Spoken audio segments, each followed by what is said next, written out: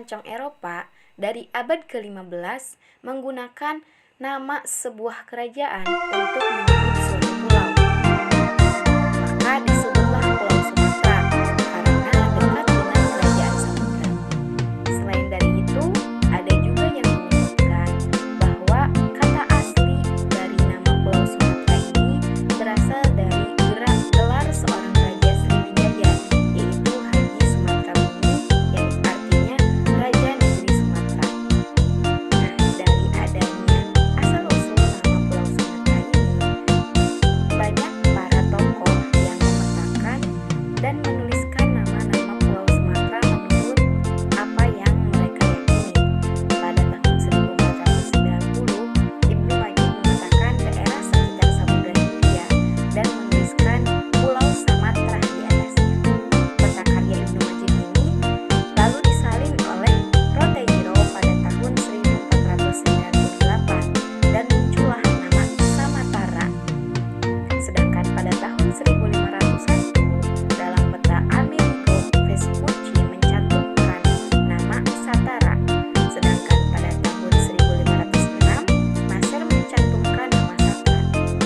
Dari berbagai tokoh-tokoh yang menyebutkan Pulau Sumatera ini dengan berbagai kata, catatan Belanda dan Inggris yang sejak zaman Jan Huygens van Beethoven dan Sir Francis Drake pada abad ke-16 selalu konsisten dalam aksara Sumatera.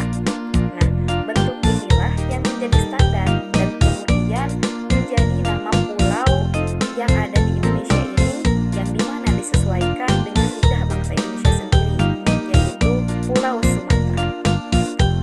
Nah, mungkin sekian materi mengenai sejarah Pulau Sumatera. Materi selanjutnya yaitu mengenai geografis Pulau Sumatera yang akan disampaikan oleh Mas. Terima kasih. Baik, sekarang saya akan menjelaskan terkait geografis Pulau Sumatera. Pulau Sumatera ini merupakan bagian inti dari Sundaland yang membentuk geologi Indonesia bagian barat. Ya, geologi Indonesia bagian barat ini rumput sekitar pada zaman Hindia. Pulau Sumatera terbentuk oleh perjalanan samudra Hindia di bawah Samudra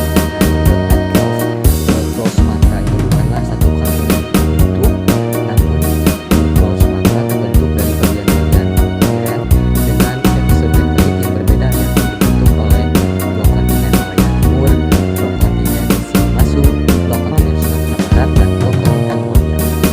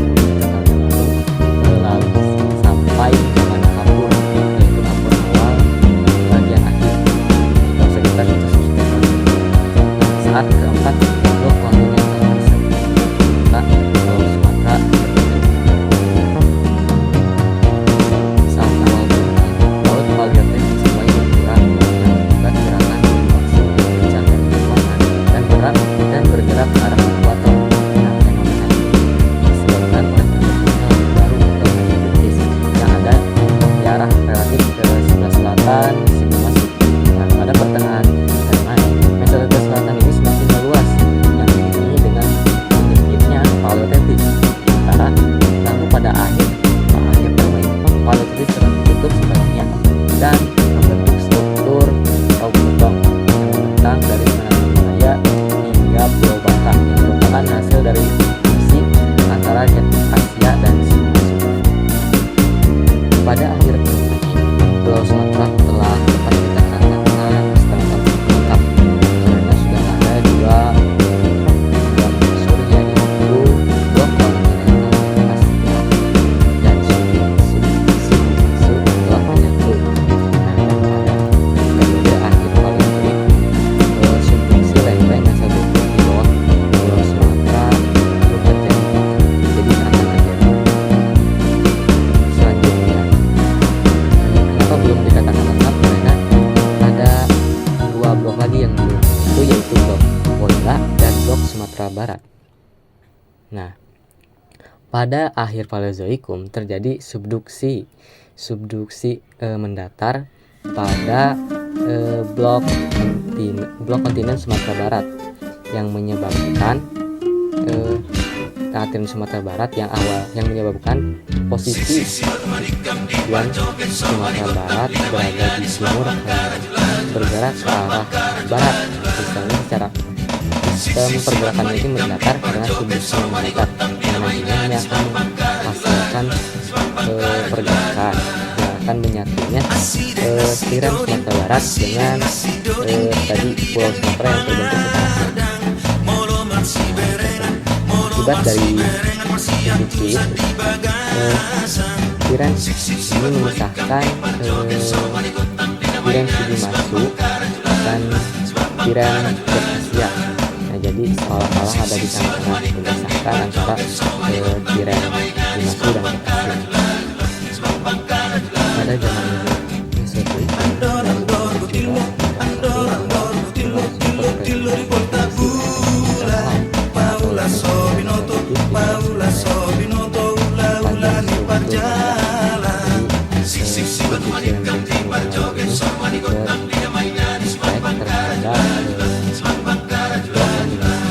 blok kontinen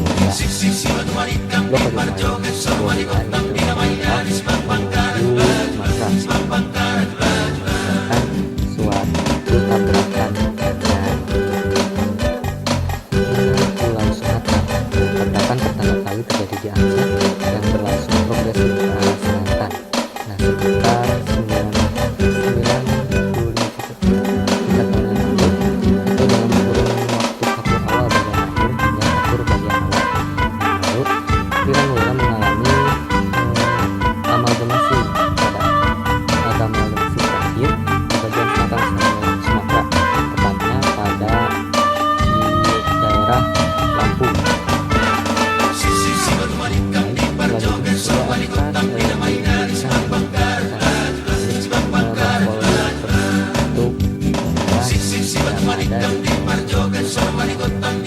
Kita dapat melihat secara langsung adalah pergunungan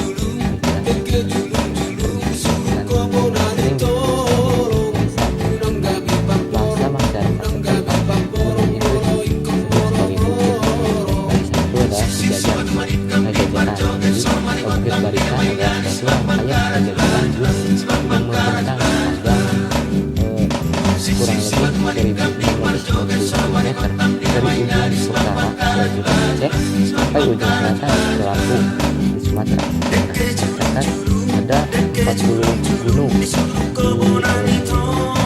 morfologi ini, mulai dari Hara, Gunung Tanggamus di Lampung. Selanjutnya rangkaian pegunungan ini mempunyai puncak tertinggi yaitu di Gunung Kerinci termasuk dalam susunan atau jajaran dari Bukit Barisan karena masih serangkaian Sulawesi Sumatera. Ada satu morfologi selanjutnya membentang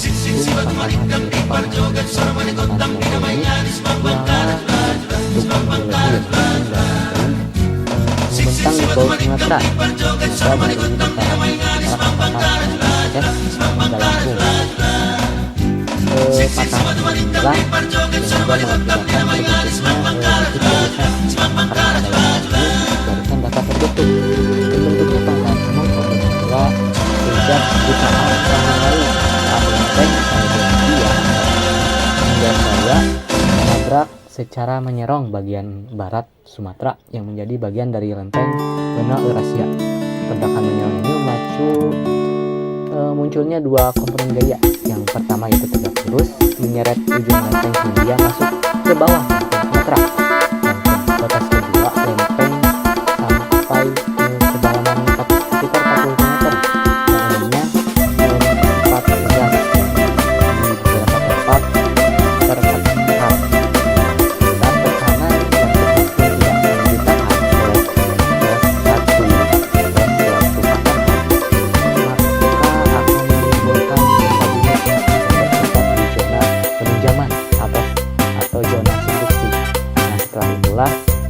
terbentuklah karena ada pengangkatan terbentuklah satu patahan yaitu patahan semangkok. Morfologi yaitu dataran rendah di Pulau Sumatera terletak di sebelah timur Sumatera karena di sebelah barat merupakan didominasi oleh morfologi pegunungan yaitu membentuk banyak morfologi yang pertama tadi yaitu bentuk barisan dan juga sesar semongkol. Nah, bagian timur terdapat dataran rendah pada ini meliputi rawa, sungai, taman, dan juga sebagian perkebunan.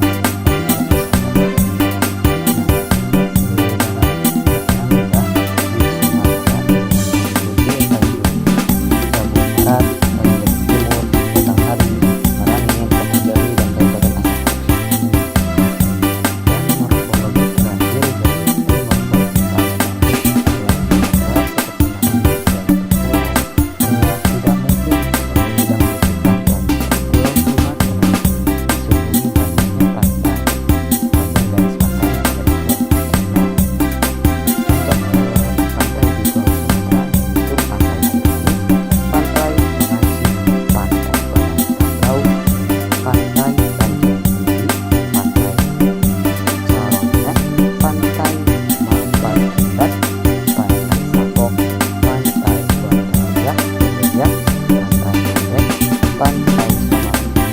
pantai Asia.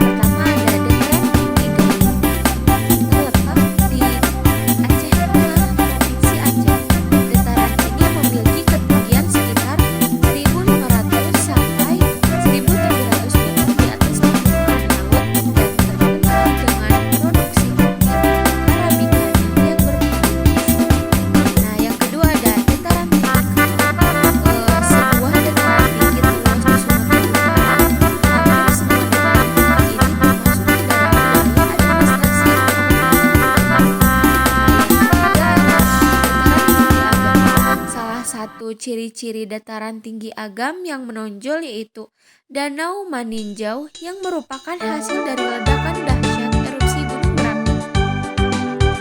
Nah, ada dataran rendah yang berada di Pulau Sumatera. Yang pertama, Asahan.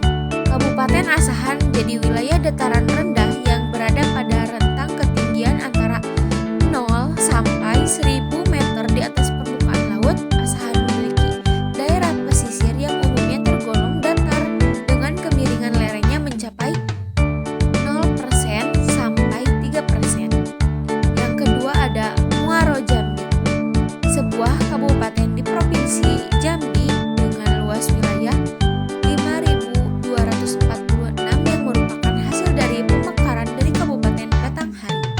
Beberapa tempat wisata yang ada di kabupaten ini adalah Candi Muaro Jambi, Candi Bumbung, dan Tugu Keris Siginjai. Nah, yang ketiga ada Batanghari. Nama dataran rendah di Pulau Sumatera yang berikutnya adalah Batanghari. Kabupaten Batanghari adalah wilayah yang mempunyai daerah dataran rendah dan rawa. Batanghari menjadi kabupaten terluas di Provinsi Jambi yaitu luasnya 580.483 hektar. Nah, ada sungai terpopuler di Pulau Sumatera. Yang pertama ada Sungai Batanghari. Sungai Batanghari yang berada di Provinsi Jambi. Sungai Batanghari ini panjangnya sekitar 800 km. Mata airnya berasal dari Gunung Rasan, yaitu 2.585 meter. Yang kedua ada Sungai Musi. Sebagai salah satu sungai terpenting yang ada di Sumatera Selatan, Sungai Musi adalah sebuah sungai yang terletak di Provinsi Sumatera Selatan, Indonesia, yang panjangnya mencapai 750 km. Nah, ada Sungai Indragiri. Sungai Indragiri atau yang mungkin juga dikenal sebagai Sungai Batang Kuantan dan juga dikenal sebagai Indragiri Batang Ombilin merupakan nama sungai yang terdapat di Kabupaten Kuantan, Sangihe, Provinsi Riau, Indonesia. Nah, selanjutnya ada bukit terpopuler yang ada di Pulau Sumatera. Yang pertama, Bukit Indah Simarjarunjung.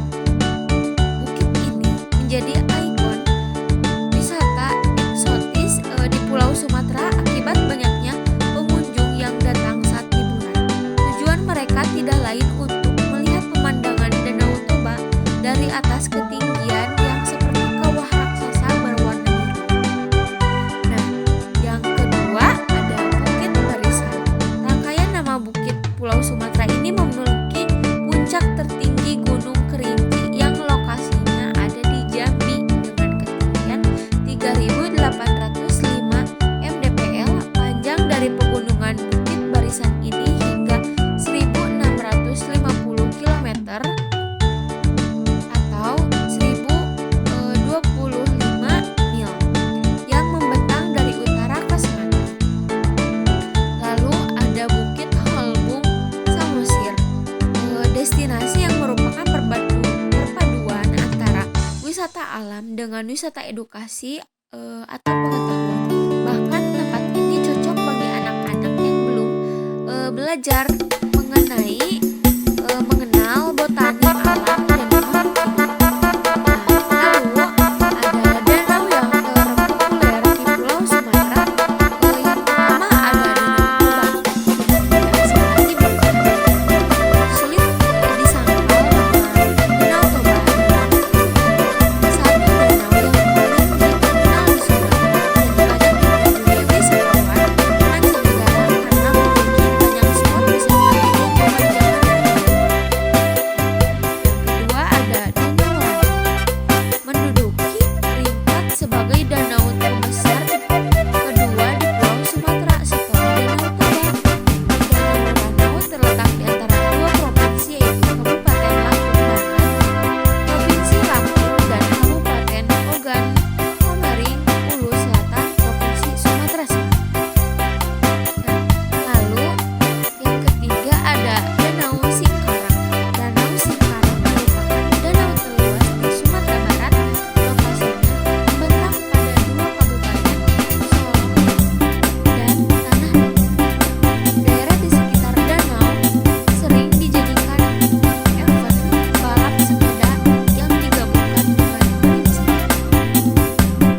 Baik, yang selanjutnya yaitu potensi sumber daya alam di Pulau Sumatera.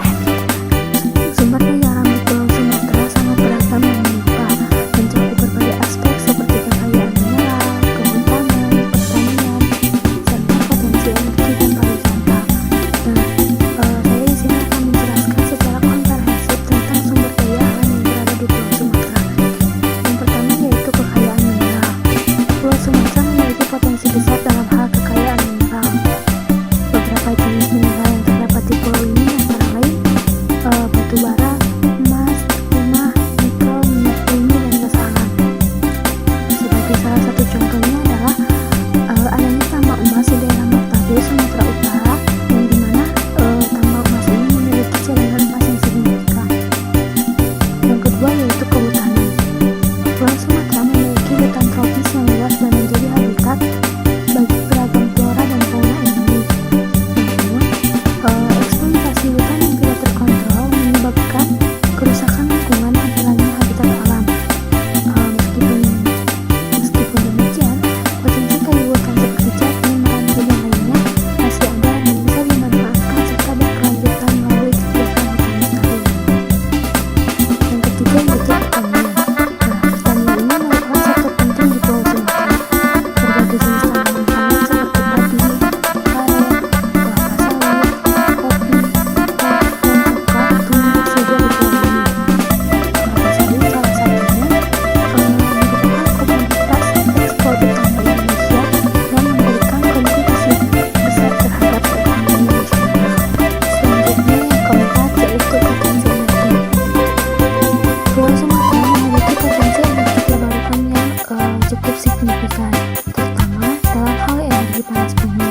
Nah, Sumatera ini memiliki banyak sumber panas bumi yang dapat dimanfaatkan untuk pembangkit listrik.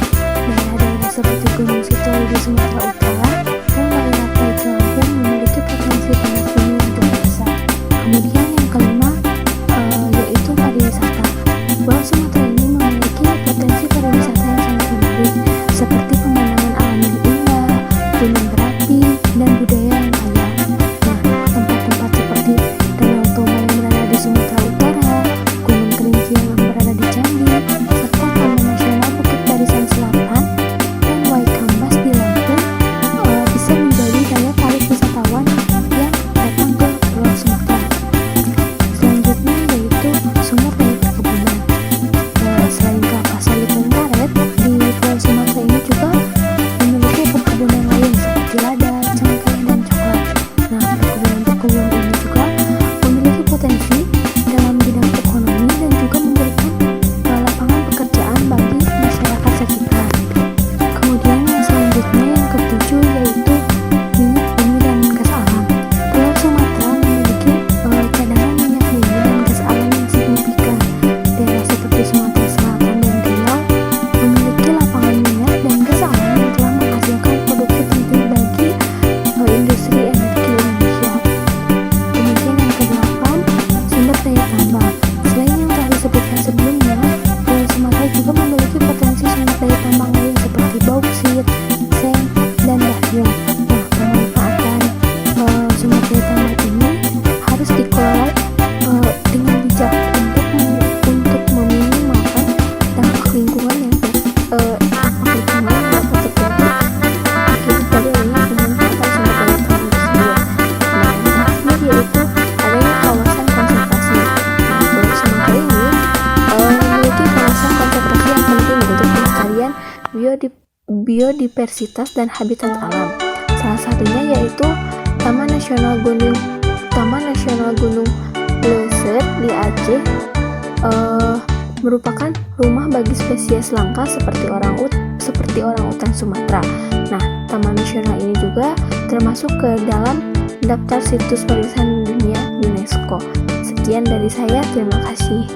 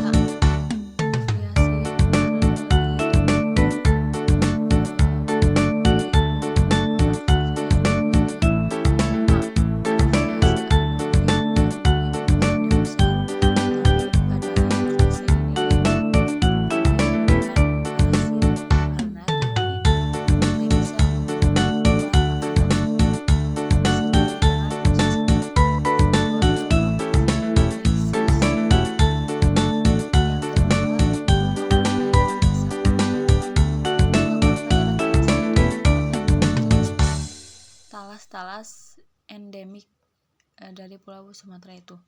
Tumbuhan ini dapat mengeluarkan aroma bau busuk yang digunakan untuk menarik serangga. Bunganya